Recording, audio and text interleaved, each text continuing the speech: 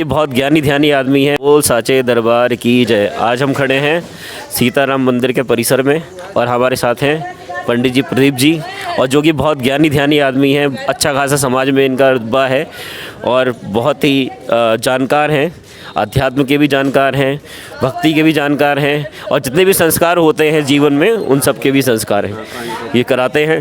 तो ज़रा बात करते हैं पंडित जी से। हमारा सीताराम मंदिर सन 1979 में बना। इसको बनवाने वाले देवेंद्र जी जो नोएडा निवासी हैं, वही सारा काम देख रेख कराते हैं। नंबर ये हमारा प्रतिदिन नवदुर्गों में हवन होता है पंचमेवा का, कहीं नहीं होता। पंचमेवा का हवन होता है, ये सर्वतोभद्र है। इसी की सबसे पहले पूजा होती है, उसके बाद घर की नवग्रह की, फिर कलश की, फिर घर की षोडश मातृका की, फिर घर की वास्तुपीठ की, फिर होती है क्षेत्रपाल की। जैसे आज नवरात्रि का पहला दिन है, तो पहले दिन कौन सी माता का पूजन होता है? देखिए, प्रथम शैलपुत्री जो प्रथम दिन होता है शैलपुत्री का, द्वितीय ब्रह्म विचारणी, तृतीय चंद्र घष्टेशु, चतुष्टमा कुष्ठमा। इसी तरह हमारे 9 देवियों के नाम हैं और वही बच्चों के हमें नाम रखने चाहिए। क्यों रखने चाहिए?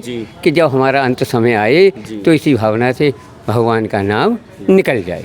नंबर 1, घर के ये शारदीय नवरात्र हैं, इसमें कोई भी हम धार्मिक कार्य शुरू कर सकते हैं। चैत्र के नवदुर्गा में कोई धार्मिक कार्य शुरू नहीं करते। गृह प्रवेश है, दीपावली से पहले कर लेंगे, नवदुर्गा में कर लेंगे दीपावली से, दीपावली के बाद नहीं करते। पहली होली नहीं घर में करनी चाहिए, नवरात्र में कर लें गृह प्रवेश, दिवाली से पहले कर लें, दिवाली वाले दिन कर लें, और दिवाली के बाद नहीं। अच्छा, व्रत चलते चलते बात करते हैं पंडित जी से। थोड़ा सा मंदिर के परिसर में भी आपको घुमाते हैं और बात करते हुए चलते हैं। तो पंडित जी, जैसे लोग जो व्रत करते हैं और 9 दिन भी व्रत रहते हैं, कुछ लोग तो लौंग के जोड़े पे व्रत रहते हैं, तो इसके जो प्रतिफल है क्या? देखिए, वैज्ञानिक प्रतिफल है कि हम जैसे कम खाना खाएंगे जी।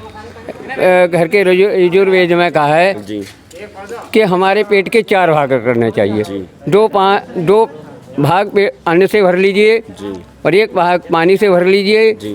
चतुर्थम चौथा जो है वायु के लिए, आवागमन के लिए खाली रहना चाहिए। यह है। और भक्ति से यह है कि जितना ही हम किसी के लिए करेंगे, माँ के लिए करें, अपना अपना इष्ट अलग होता है। किसी का दुर्गा जी हैं, किसी के राधे हैं, किसी कृष्ण भगवान हैं, सबके इष्ट अलग हैं। और जो नवदुर्गा हैं ये तो आदि शक्ति है। इसके व्रत करने सारी इच्छित पदार्थ हमको प्राप्त होते हैं। अच्छा, नियम जो फॉलो करने चाहिए नवरात्रों में, क्या क्या नहीं करना चाहिए, क्या क्या करना चाहिए, और क्या क्या शुभ रहता है, क्या अशुभ रहता है, ये बता दीजिए। पेय पदार्थ हम लोगों को दांत ना लगे वही लेना चाहिए। दांत ना लगे, हाँ। और जैसे क्या है कि रोजाना कूटू की पूड़ी खा ली है, पूड़ी खा ली, ये तो पेट भरना भर लिया।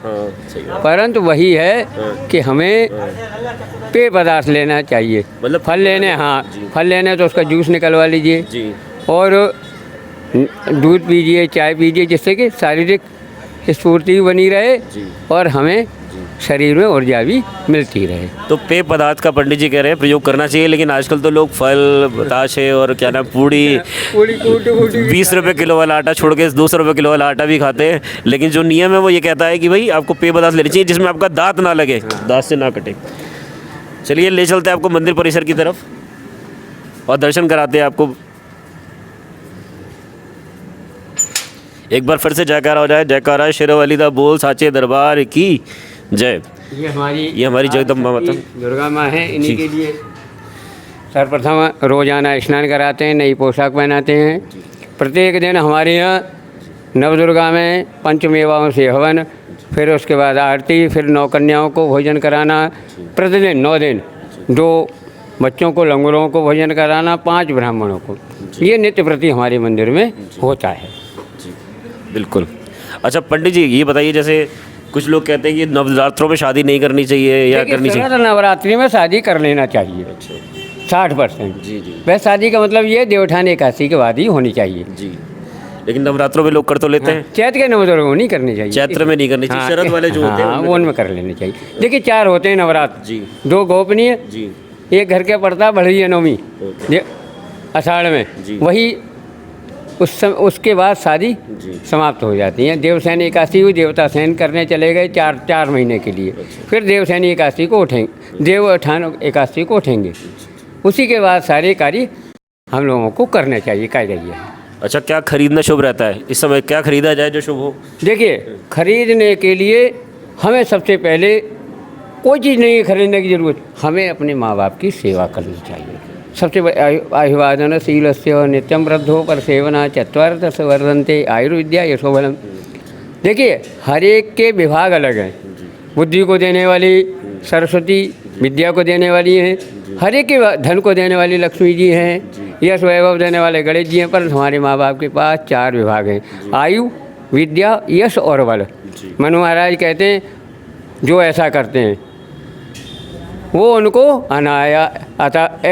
ऐसा वाल का अनायास ही न लवंती, ऐसे बच्चों को अनायास लाभ होने लगता है। मतलब माँ बाप की सेवा सबसे बड़ी सेवा है। नवरात्रों में आप माँ बाप की सेवा अच्छे से करें तो आपको हर चीज़ का फल मिलेगा। नवरात्रों में ही नहीं, प्रत्येक दिन करना चाहिए।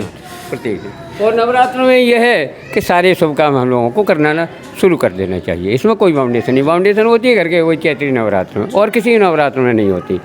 महा में आते हैं नवरात्र, एक आषाढ़ में आते हैं, एक कुआर में आते हैं, एक चैत्र में आते हैं। जो 3 नवदुर्गा हैं वो उसमें शुभ कार्य हो जाते हैं, और एक वो खरमास होता है, इस वजह से नहीं करते। अच्छा, गोपनीय नवरात्रों के बारे में आपने बात की, तो ये कौन से मास में आते हैं? देखिए, इंग्लिश कैलेंडर के हिसाब से बात करें तो इंग्लिश कैलेंडर के हिसाब से तो अलग अलग, जनवरी फरवरी में वो जनवरी में आते हैं ज़्यादातर। हाँ, जनवरी में महा का महीना होता है। महा की जैसे ही अमावस हुई और पड़वा वाले दिन, जैसे आज पड़वा है, अमावस वाले दिन आएंगे। जैसे आधा माह खत्म हुआ, अमावस आई अगले दिन। ऐसे ही चैत्र के शुक्ल पक्ष शुरुआत हुआ, 9 संवत्सर शुरुआत होता है घर का, चैत्र के 9 तक घर का हिंदू वर्ष, विक्रम संवत। हाँ, वही है, हम सनातनी हैं तो विक्रम संवत।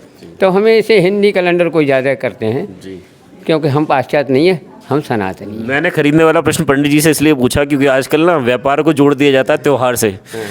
जैसे धनतेरस पे देखिए, लोग कहते हैं, धनतेरस में क्या है? धनतेरस का मतलब ये है धन को इकट्ठा करना है। धन को इकट्ठा करें, कहते हैं सोने आभूषण खरीदिए, और ये भाई इसके लिए तो आप ऐसी चीज़ खरीदिए, धार्मिक ग्रंथ खरीदें और वही पढ़ें, इससे हमारा कल्याण हो। जैसे अक्षय तृतीया को भी जोड़ रखा है सोने से। नहीं, अक्षय तृतीया क्या है? अक्षय तृतीया, अक्षय दान कीजिए जो हमें प्राप्त हो, ये नहीं है सोना चांदी खरीदना। अक्षय तृतीया का मतलब अक्षय हम ऐसा दान करें जो क्षय ही ना हो। तो ये बहुत सारी जो गलत फहमियाँ फैली हुई हैं समाज में, उसके बारे में अच्छी बात की पंडित जी ने, बहुत अच्छा लगा बात करके। एक जाते जाते अब एक छोटा सा संदेश लेंगे समाज के लिए। आप क्या संदेश देंगे? क्योंकि समाज में बहुत सारी बुराइयाँ आजकल आपको दिखाई देती है, ठीक है ना, उसके लिए आप क्या संदेश? समाज में सर्वप्रथम हम लोगों को परनिंदा से दूर रहना चाहिए। किसी की निंदा ना करें, चाहे कोई वर्ग का सही, किसी वर्ग को अपने भाई की निंदा नहीं करनी चाहिए, ना अधिकार है दूसरे की निंदा करने का। हर एक की बड़ाई कीजिए तो हमारी बड़ाई खुद होगी, हम दूसरों का आदर करेंगे तो हमारा आदर खुद होगा। इसीलिए प्रत्येक की हमें आदर करना चाहिए, सम्मान करना चाहिए, तभी तो हमें सम्मान मिलेगा, छोटा हुआ तो बड़ा। युवाओं के लिए कोई मैसेज देना चाहेंगे? युवाओं के लिए हमें देश के लिए तत्पर रहना चाहिए, और कुछ नहीं। देश के लिए और माँ बाप के लिए, नंबर 1 पिता, उसके बाद देश। देश है तो हमें और कुछ नहीं है, फिर देश ही नहीं रहेगा तो हम क्या रहेंगे। यह है। आपको भी कोई शुभ कार्य कराना हो तो पंडित जी बहुत एक्सपर्ट है, तो आप पंडित जी से संपर्क कर सकते हैं, प्रदीप शर्मा जी से। बहुत बहुत धन्यवाद आपका, आपने बात की। प्रणाम भैया, खुश रहो, खूब वृद्धि करो।